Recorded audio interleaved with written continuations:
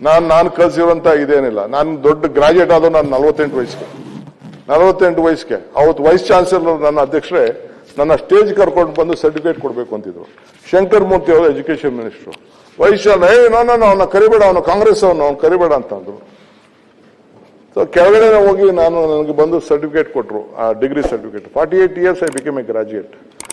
ಇದಕ್ಕೆ ಕೊಟ್ಟು ಕಾನ್ವೊಕೇಶನ್ಗೆ ಹೋದಾಗ ಮೈಸೂರಲ್ಲಿ ಪೇಪರಲ್ಲಿ ಸ್ಟೇಜ್ ಫೋಟೋ ಬರಲಿಲ್ಲ, ನನ್ನ ಫೋಟೋ ಬಂತು. ಬಟ್ ಅಲ್ಟಿಮೇಟ್ಲಿ ಏನಿದೆ, today I am the vice chancellor, I am the chief minister. ನನ್ನ ಕೈ ಕೆಳಗೆ 100 ಯೂನಿವರ್ಸಿಟಿಗಳು ಬರ್ತಾ ಇದೆ. It is destiny.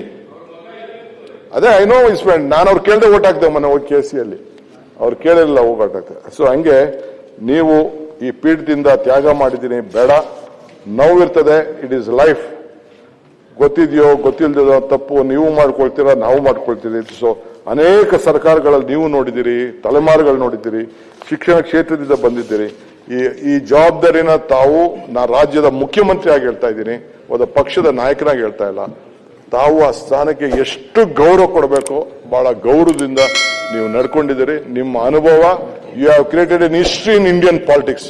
ಇಷ್ಟು ವರ್ಷಗಳ ಕಾಲ ಒಂದು ದೊಡ್ಡ ಮನೆಯಲ್ಲಿ ಚಾವಡಿಲಿ 8 ಬಾರಿ ಗೆದ್ದು 48 years you will be the member of this council and still you will create a record. Your age is there, your health is there, your vision is there, your direction is there. ನೀವು ಈ ರಾಜ್ಯಕ್ಕೆ ಒಳ್ಳೇದಾಗಲಿ. ಅದು ಶಿಕ್ಷಣ ಕ್ಷೇತ್ರ ಆಯ್ಕೆ ಮಾಡ್ಕೊಂಡಿದ್ದೀರಿ. ಎಲ್ಲರೂ ಈ ಶಿಕ್ಷಣ ಕ್ಷೇತ್ರ ಆಯ್ಕೆ ಮಾಡ್ಲಿಕ್ಕೆ ಸಾಧ್ಯ ಇಲ್ಲ. ಭಗವಂತ ನಿಮ್ಗೆ ಇನ್ನ ದೊಡ್ಡ ಸ್ಥಾನ ದೊರೆಯುವಂತ ಶಕ್ತಿ ಸಿಗಲಿ, ಆರೋಗ್ಯ ಸಿಗಲಿ ಅಂತೇಳಿ ನಾನು ಪ್ರಾರ್ಥನೆ ಮಾಡ್ಕೊಳ್ತೀನಿ. ದಯವಿಟ್ಟು ಈ ಅವಕಾಶವನ್ನ, ದೇವರು ವರನೂ ಕೊಡ್ತಾನೆ, ಶಾಪನೂ ಕೊಡ್ತಾನೆ. ಆದ್ರೆ ದೇವರು ವರನೂ ಕೊಡುದಿಲ್ಲ, ಶಾಪನೂ ಕೊಡುದಿಲ್ಲ, ಅವಕಾಶ ಮಾತ್ರ ಕೊಡ್ತಾನೆ ಅಂತ ಹೇಳಿದ್ದೇನೆ. ಹಂಗೆ ಅವಕಾಶಗಳು ಖಂಡಿತ ನಿಮ್ಗೆ ಸಿಗ್ತದೆ. ಸೊ ಅನೇಕ ರಾಜ್ಯದ ಸಮಸ್ಯೆಗಳನ್ನ ಬಗೆಹರಿಸೋಣ. Let us all work together as a unit. ಹೇಳಿ, ಈ ರಾಜ್ಯನ 25 ವರ್ಷ ಮುಂದಕ್ಕೆ ನೀರಾವರಿ ಯಾವ ರೀತಿ ತರಬೇಕು, ಹಣ ಯಾವ ರೀತಿ ತರಬೇಕು, ಯಾವ ಸೋರಿಕೆ ಮಾಡಬೇಕು, ಪರಿಶುದ್ಧವಾದಂತ ಆಡಳಿತ ಯಾವ ರೀತಿ ಮಾಡಬೇಕು, ಕರಪ್ಷನ್ ಹೆಂಗ್ ಕಡಿಮೆ ಮಾಡಬೇಕು ಹೇಳಿ. Yes, I am ready to cooperate with you. ನನಗೆ ಯಾವ ದುಡ್ಡು ಅವಶ್ಯಕತೆ ಇಲ್ಲ.